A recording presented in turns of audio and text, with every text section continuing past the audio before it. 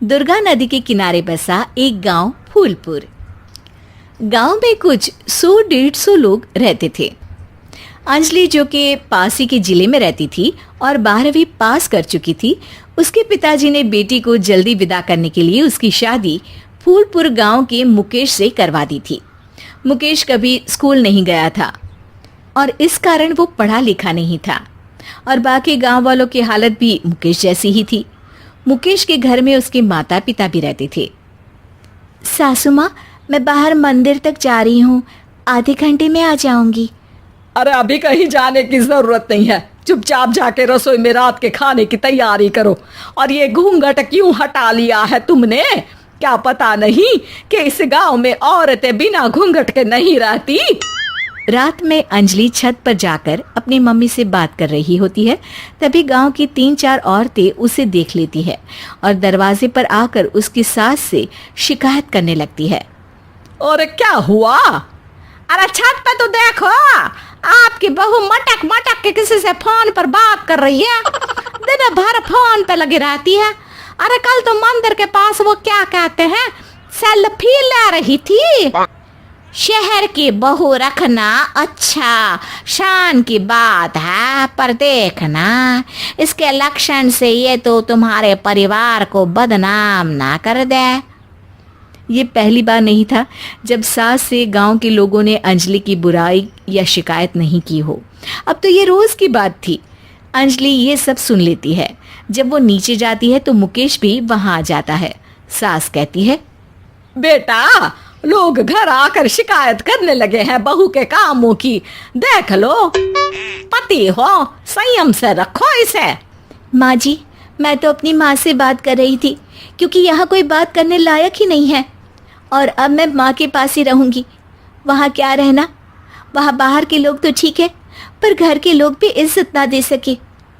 अरे नहीं नहीं अंजलि, ऐसा नहीं है, धीरे धीरे सब ठीक हो जाएगा, तुम फिक्र ना करो। अरे बस कुछ बोलना ही नहीं है, सर पे चढ़ा रखा है बहू को। सास मुकेश की नरम बात सुन के वहां से मुंह चढ़ाकर चली जाती है। मैं तो कहती हूँ हम दोनों शहर चले जाते हैं। मैं पढ़ी लिखी हूँ, मुझे वहाँ नौकरी भी मिल जाएगी और थोड़े दिनों में आप भी वहाँ कुछ काम ढूंढ लेना। अरे नहीं नहीं अंजलि, हम यहाँ ना गांव का खेत, माँ पिताजी को छोड़कर शहर नहीं जा सकते। माँ पिताजी को कैसा लगेगा और गांव वाले क्या सोचेंगे? ये कहकर मुकेश सोने चला जाता है और अंजलि की गांव वालों द्वारा बुराई का सिलसिला बहुत दिनों तक चलता ही रहता है।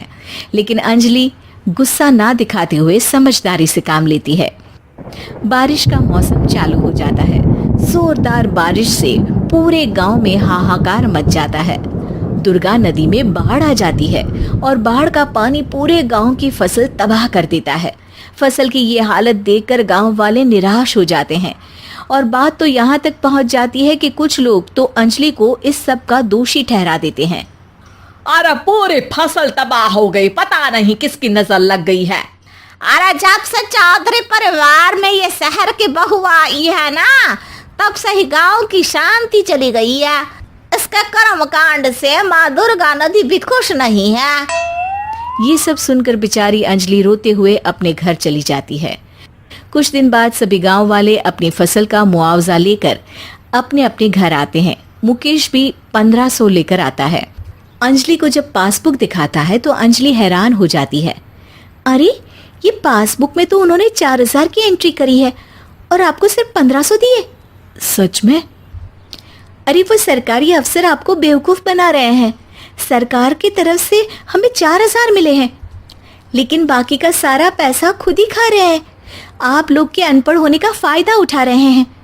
ये सब सुनकर मुकेश परेशान हो जाता है, लेकिन अंजलि उसे हिम्मत से काम लेने को कहती है और सुबह होते ही मुकेश को पंचायत कार्यालय ले जाती है और साथ में गांव के और लोगों को भी। आप सरकारी बाबू क्या गांव के लोगों को बेवकूफ समझते हैं? आपको क्या लगता है ये पढ़े लिखे नहीं है तो आप कुछ भी मनमानी करेंगे? ये बेचारे दिन रात इतनी मेहनत करते हैं, ये हमारे अन्नदाता हैं और आप इनके साथ ऐसा धोखा करते हैं। अरे क्या बके जा रही है ये लड़की, किस धोखे की बात कर रही है? अपने कांड करके नदी माँ को नाराज करके हमारा नुकसान करके इसे चैन नहीं मिला क्या? सरपंच जी, इन सरकारी बाबू ने मुझे बेवकूफ बनाया है और मेरे हिस्से के पैसे खुद चट कर गए। बस ये सुनते ही सरपंच वहां से दुम दबाकर भाग जाता है। पता चलता है कि जनपद अधिकारियों ने गांव के सरपंच के साथ मिलकर सबके साथ धोखा किया है। सब लोगों का विरोध शुरू हो जाता है और आखिर में अधिकारी सब गांव वालों के हिस्सों के बचे हुए पैसे उन्हें लौटा देते हैं और कई दिन तक सरपंच गांव में लौटता ही नहीं। अंजलि, तुम नहीं होती तो हम गांव वालों को तो पता ही नहीं चलता कि ये हमें हर बार बेवकूफ बनाते हैं। हाँ हाँ अंजलि बेटी, हमें माफ कर दो। हम सब तुम्हें बुरा भला कहते रहे, लेकिन तुमने ही आज हमें बेवकूफ बनाने से बचाया है। हमें तुम पर गर्व है बेटी। अब समझ आया कि सरपंच तुमसे नहीं, तुम्हारे पढ़े लिखे होने से नफरत करता था। क्यों ना इस बार हम अंजलि को ही सरपंच पद के लिए चुन ले?